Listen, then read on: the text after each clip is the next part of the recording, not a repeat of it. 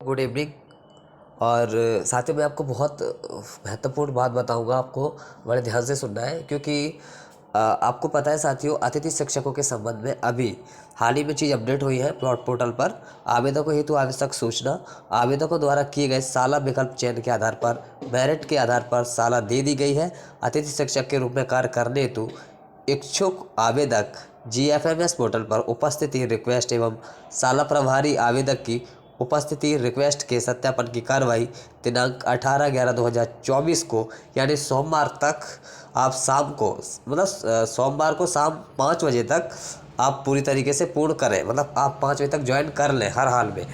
उक्त कार्रवाई पूर्ण होने के उपरांत शेष रिक्त पदों पर दिनांक 18/11/2024 को शाम 6 बजे से साला विकल्प चयन की कार्रवाई की जाएगी। मतलब दोबारा जो काउंसलिंग है, तीसरी काउंसलिंग हम कह सकते हैं अतिथि शिक्षकों की, वो 18 तारीख को ही शाम को 6 बजे से फिर दोबारा से होने लगेगी।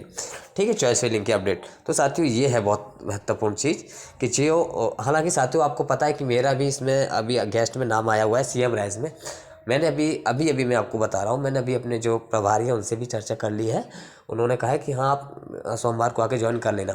मैंने उनको रीज़न बताया कि मैं सर इसीलिए नहीं आ पा रहा हूँ क्योंकि मेरा वर्ग 3 का मुद्दा उलझा हुआ है और हम इन चीज़ों को लेकर अभी हम भोपाल में हैं, इसीलिए हम नहीं आ पा रहे हैं। तो उन्होंने कहा कोई बात नहीं, आप सोमवार को, अगर इसमें 18 तारीख तक डेट दी हुई है तो सोमवार को सब मॉर्निंग में 10, 11, 12 बजे तक ज्वाइन कर लेना, कोई दिक्कत नहीं है। वैसे शाम को 5 बजे तक का टाइम दिया हुआ है। तो साथियों मैं तो करूँगा सोमवार को ज्वाइन, क्योंकि आपको पता है मैं भोपाल में हूँ और रोज़ कभी इस मंत्री कभी उस मंत्री के, कभी विभाग में, कभी यहाँ कभी वहाँ जाके मुझे अपने प्रमुख चीज़ों को, मांगों को लेकर अपनी बात उठानी है। इसमें OBC होल्ड वेटिंग और बाकी 2-3 चीज़ें और भी हैं। उन सभी मुद्दों को मुझे अवगत करा रहा हूँ। ठीक है, तो और साथियों मुझे सबसे बड़ी बात यह है कि अभी 1 महीने बाद यानी 16 दिसंबर को विधानसभा में अपना मुद्दा उठवाना है। तो अभी कुछ जो नेता हैं और जो नेता प्रतिपक्ष हैं, बाकी और भी हैं, वो भी भोपाल में फ़िलहाल नहीं है। तो हम उनसे मिलने की इंतज़ार में रुके हुए हैं। और क्योंकि अभी मैं, अगर मान लीजिए अगर मैं आज चला जाता हूँ और वो 2 दिन बाद आ गए, और आपको पता है जो कि पहले 1 महीना पहले ही सवाल जो होते हैं विधानसभा में, जो सवाल उठते हैं, जैसे हमारा OBC होल्ड का है, वेटिंग का है, प्रयोगशाला भी उसमें शामिल है, क्योंकि प्रयोगशाला का जैसे 1 महीने का टाइम कुछ भी चीज़ का जैसे दिया गया है हाई कोर्ट का, और बाकी और भी चीज़ें तो 1 महीने में होगी कि नहीं होगी, है ना। और हम दूसरे किसी भी माध्यम से पूछ सकते हैं कि जैसे ये चीज़ें हैं तो क्या ये टाइम पे होगी कि नहीं होगी। तो उस पर बहुत बड़ा सवाल बनता है, बहुत चीज़ें इम्पोर्टेंट रहती हैं। तो साथियों हम कहेंगे कि OBC के अभ्यर्थियों के नियुक्ति पत्र कब तक जारी हो रहे हैं, कितने जो 800 पद रुके हुए हैं, क्या उनका सॉल्यूशन होगा। अब जो पात्र अभ्यर्थी हैं, जो DLED अभ्यर्थी हैं, वो उनकी संख्या लगभग 1200-1300 के समथिंग है।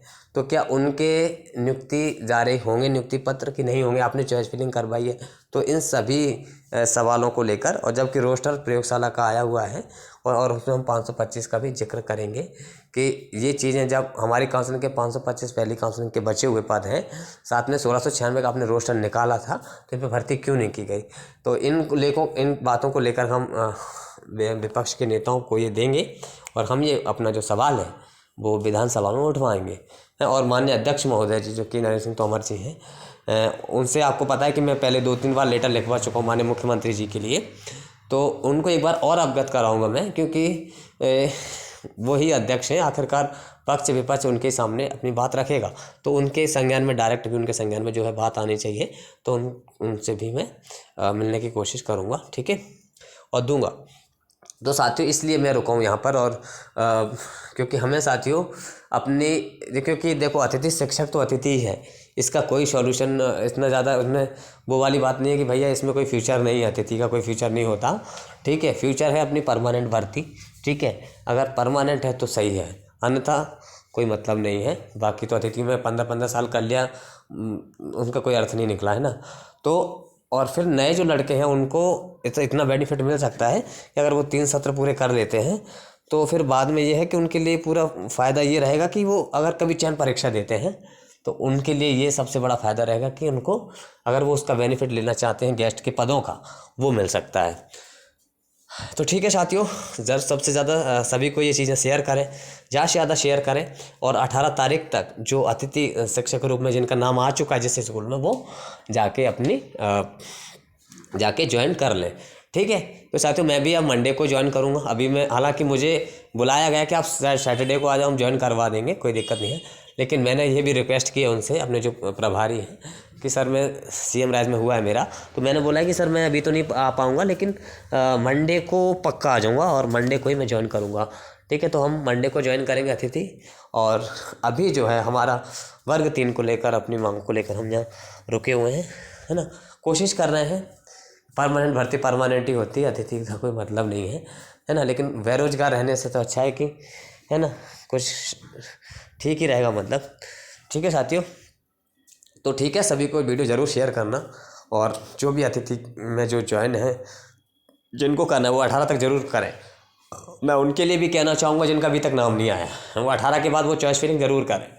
चॉइस फिलिंग करना 18 के बाद, फिर आपका थर्ड काउंसलिंग में हो सकता है ना।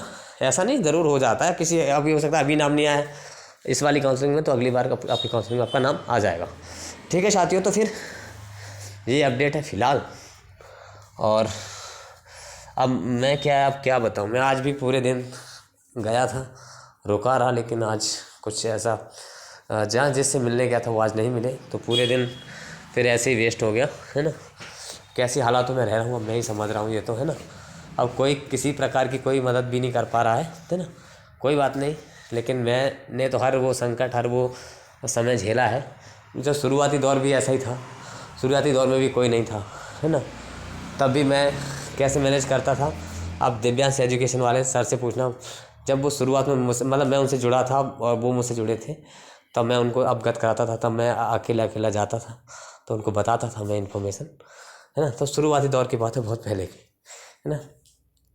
खैर जो भी हो, लेकिन संघर्ष से हम कभी हारते नहीं हैं, क्योंकि हम अपने हक अधिकार के लिए लड़ना जानते हैं बस। और अपने हक अधिकार को हम कभी छोड़ते नहीं हैं, ये हमारी जिद है। ठीक है। तो ठीक है साथियों,